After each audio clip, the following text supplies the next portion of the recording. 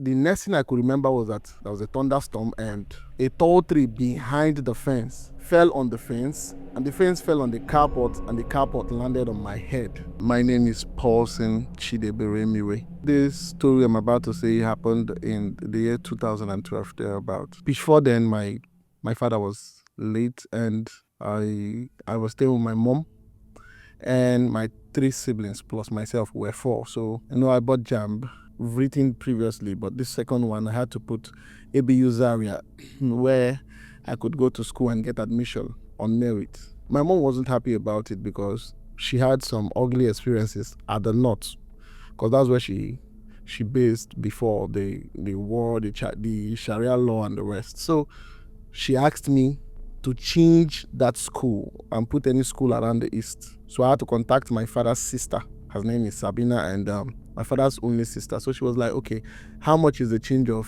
JAMB course? How much is it? I said, I think 5K or so. So she said I should come and take it.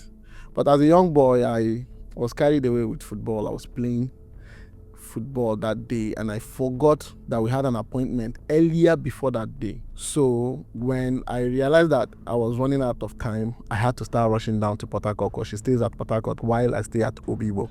I got to her place, the place were locked. So I called her. She said she's in church, and she happens to be a Salvation Ministry member. So she sings in the choir. She said I should come to the church. So I came, and I called her that I'm in the church. She said I should sit down and wait for her.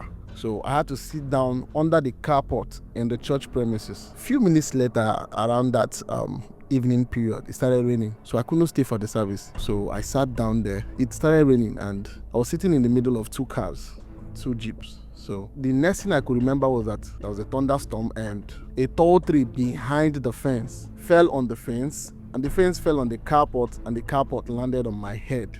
I broke the seat, and I slumped. And I noticed that the cars too were badly damaged, including the fence. So I was literally dragged out from that carport. It was happening on the evening service. So that scenario dragged out Mama's attention. So Mama was like, what happened? Is this person still alive? Sorry, who is Mama? Okay, Papa David, the BMS wife. So they now asked me who I was, and I told them. The church asked me, what do I really want? You understand? And I told them, I want to see Papa. Sunday, third service, I had to come after I've given testimony in the church in Winners that this is what happened and I'm being invited to see Papa. We came on Sunday. I came myself. So the secretary was the lady. So she had to tell Papa that this is the young man that had an accident. Now, between that Thursday and Sunday, the carport was fixed. The fence was fixed. The cars, I believe they were fixed because they were not there. I saw new ones. But the human being that had the accident there, the casualty there, nothing was done. Not even a transportation home? Not really.